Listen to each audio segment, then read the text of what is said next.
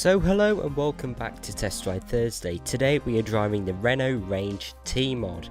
Now this is unlike any sort of Renault Range T mod I've seen before. The amount of customization that you can do, and as you can see here, all the tanks on the back, it just makes this thing look so awesome. So let's get straight into this video by taking a look at all the customization options.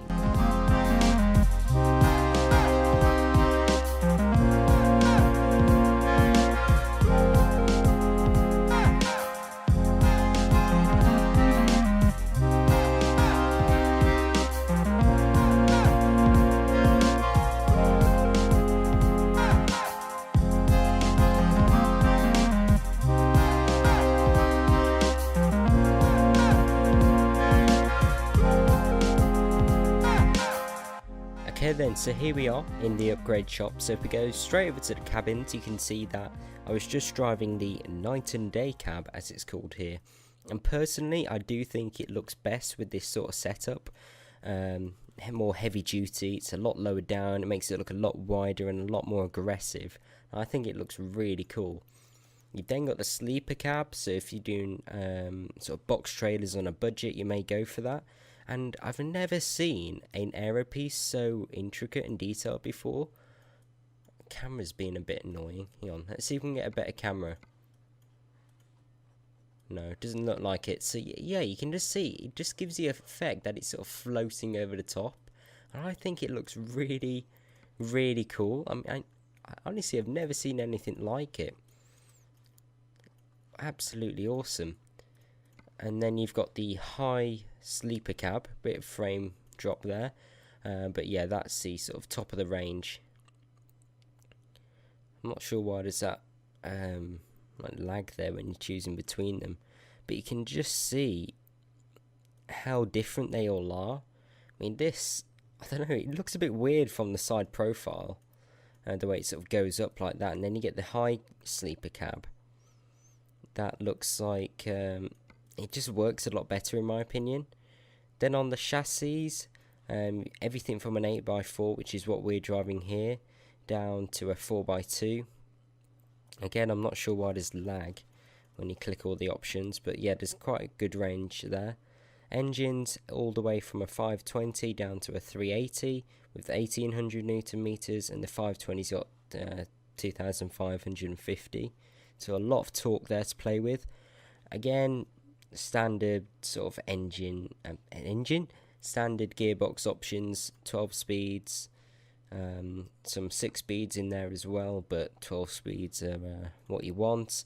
Then on to the interior.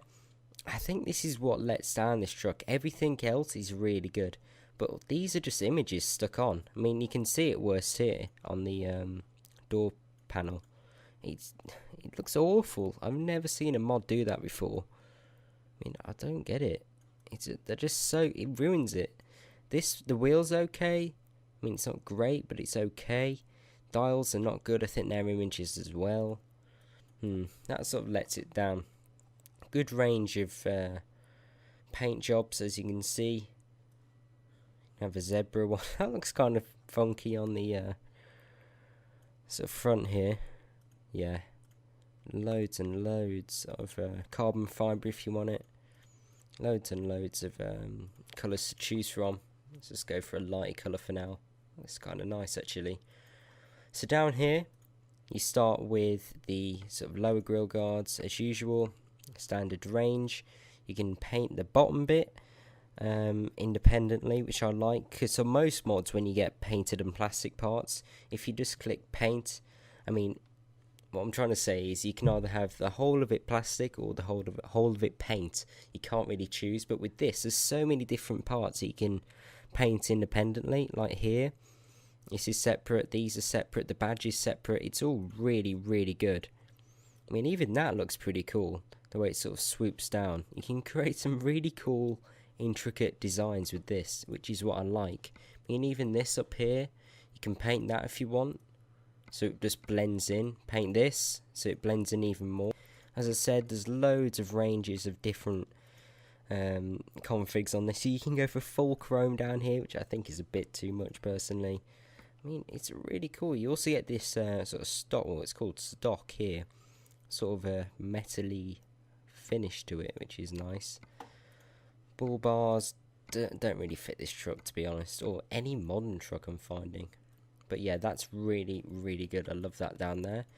Door handles, kind of a weird design again. You just look at the sort of sculpture of this truck. I mean, the way it swoops down, all these lines following the front, the way that comes all the way around, it's really, really cool. It's a really good, well-designed truck, I think. You can even paint that plastic if you want. I think paint makes it look a little bit more aggressive. Even put a Truck of the Year badge on there, 2015, this one it. Paint that if you want. I mean, you can paint everything. Look at that. I think that's meant to say aluminium. Or maybe it's French for aluminium. Kind of cool. It's not completely chrome. So that's a nice little option there. There's your flags. You can paint the sun visor. That's the light bar. Interior lighting, which I'm guessing are operated by the beacon. So you got beacon or interior light. I mean, look at that. Metal plating on the back, and the detail of that is insane. Look at that. So cool. Called Thor. Right, let's just remove that. So you can also paint the tail. No, you can't. You can get side skirts, which look really nice. The way that sort of flows is cool. Some exhaust down there. You can't do anything around the back, actually. It's mainly all around the front, the customization. On the inside, yeah, as I said earlier, it sort of lets it down, really. It is supported by cabin accessories, and you can get all the Sisal sort of stuff up here. But yeah, inside sort of lets it down. So now I'm going to do a time lapse of me building this truck to my spec.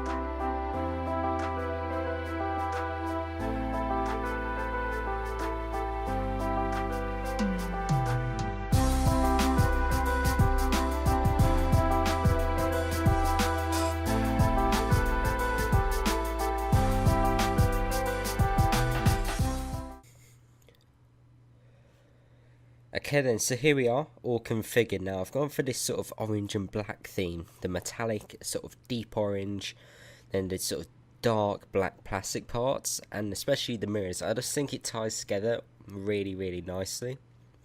Now I'll quickly show you the interior from like the outside view. So it does all light up, but again, they're just all flat. They're not three-dimensional, which really does annoy me.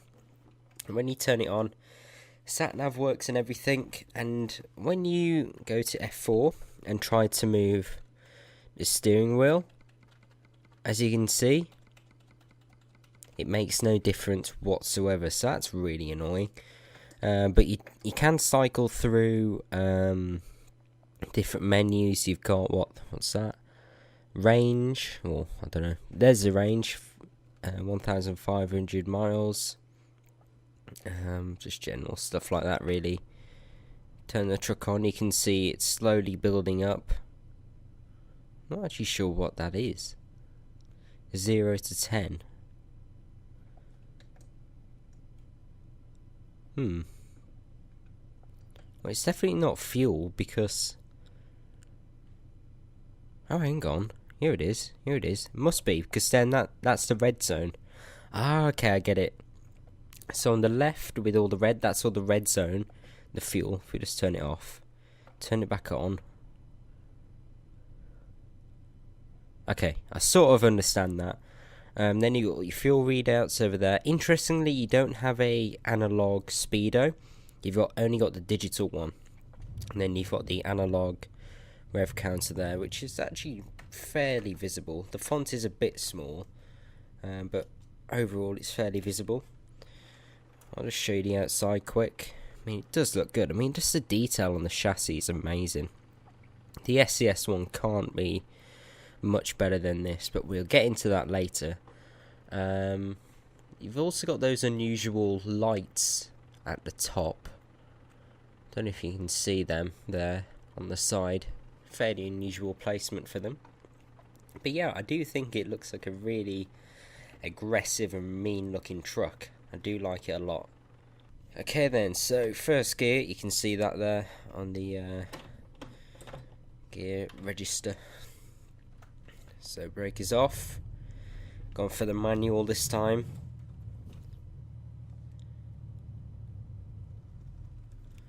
Let's turn right out of here.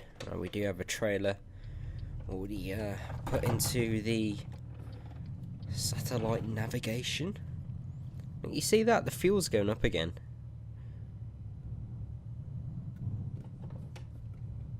I'm actually not sure what that is.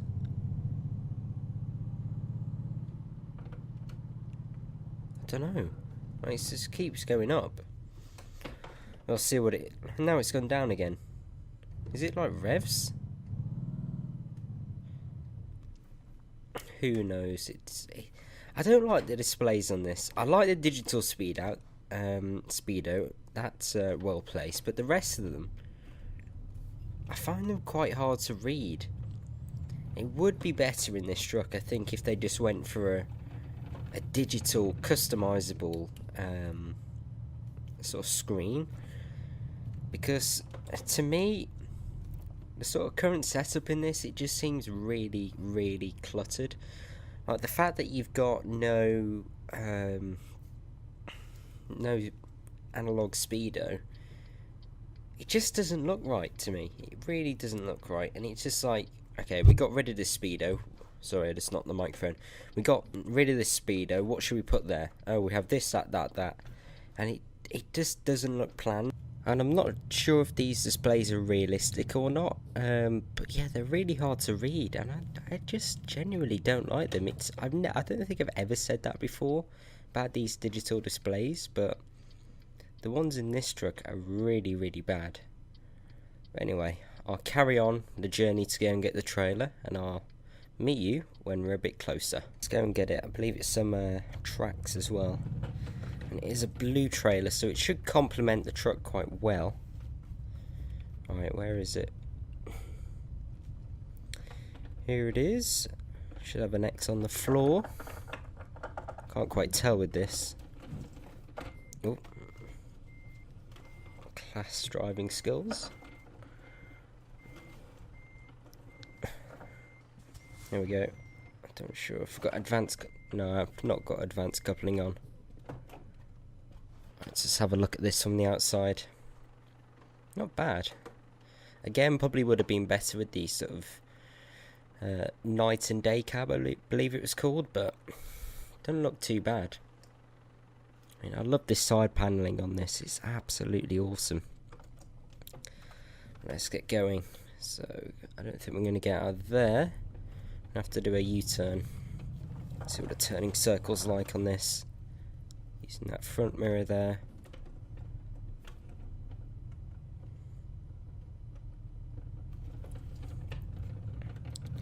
Right, made it around. Mirrors are actually quite good at, really. Well spaced out. And they don't block much of your vision.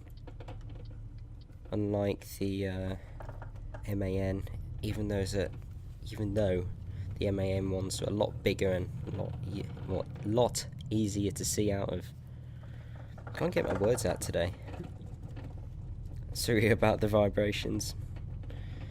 Force feedback on the G27, going mad as we go up these hills. But yeah, got it out of there. I mean, it's only 11 tons, 430 brake engine, and it felt completely fine up there. And it's pulling completely fine as well. I am finding I'm changing around 1600 RPMs. That seems where it's the happiest when changing. And you don't have to be many gears below 6th when you're starting out. We're in 6th now. Already need to change up. Probably could do 7th actually. Let's try that. It's quite tight around here. Right, let's go from a standstill. Bearing in mind we've got a tray along the back as well. Nah, I think 6th. 6th is the best for starting out.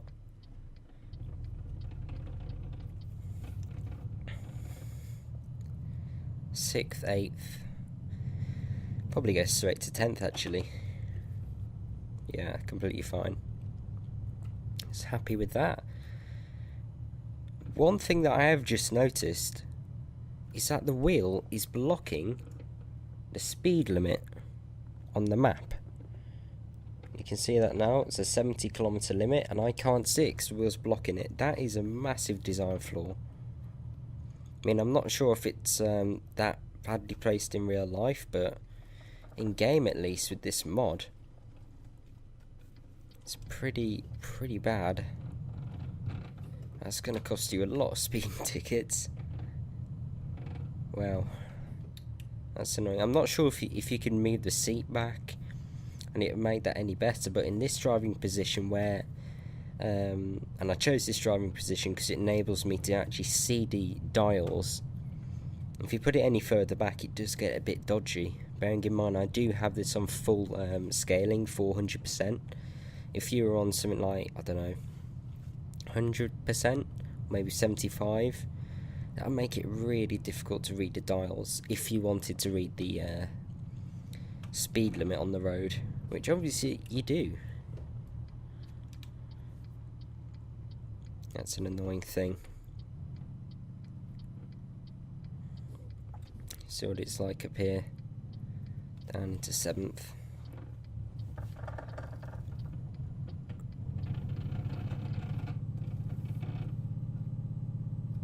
It's not a nice noise this truck makes, I have to say. Much prefer the noise of a Volvo. It's a lot quieter and less rattly.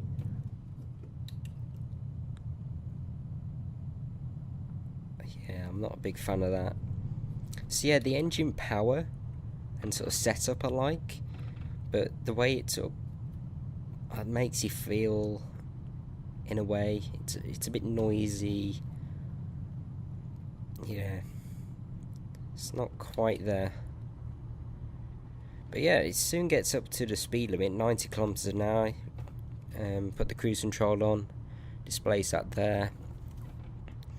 It's not too bad actually. What we're doing now, 1300 RPM.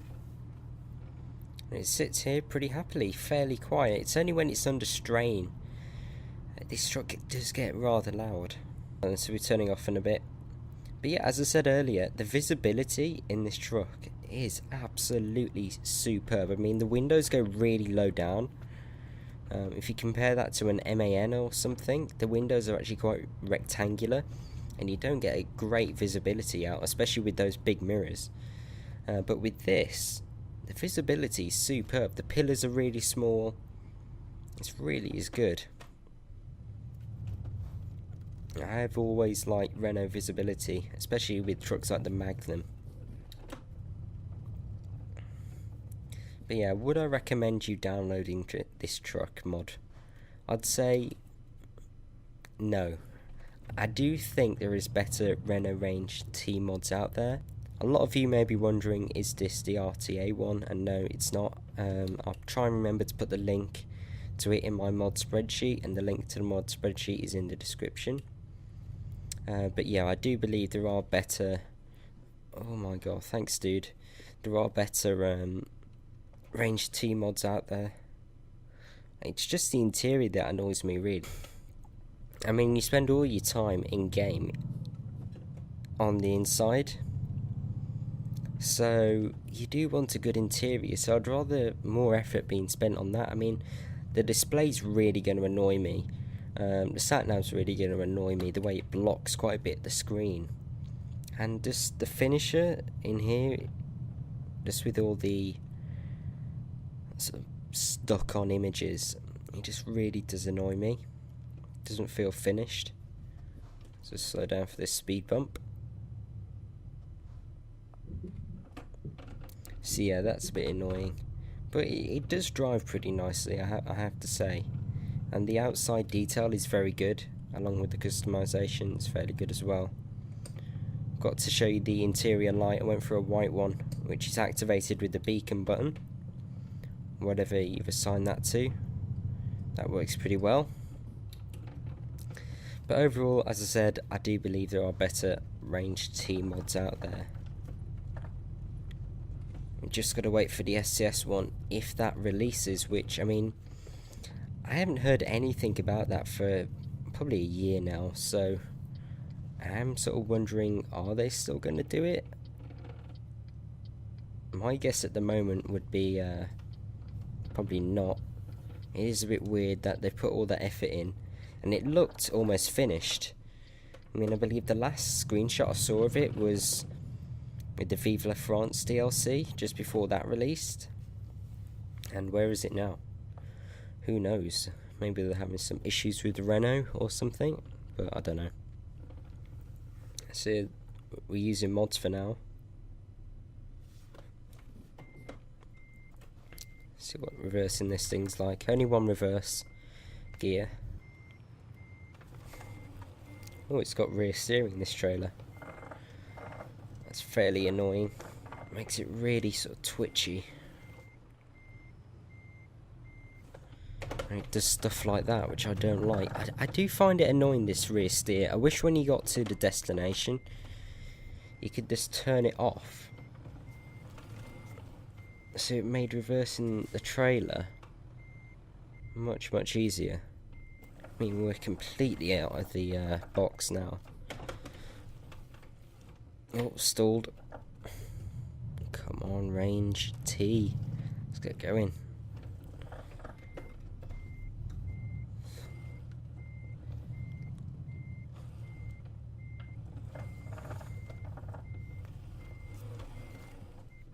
Right, I think that should do. Let's check.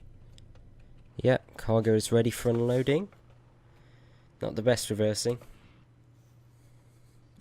So there we go, the Renault Range T. If you did enjoy it, please do click the like, subscribe for more, and hopefully I'll see you soon.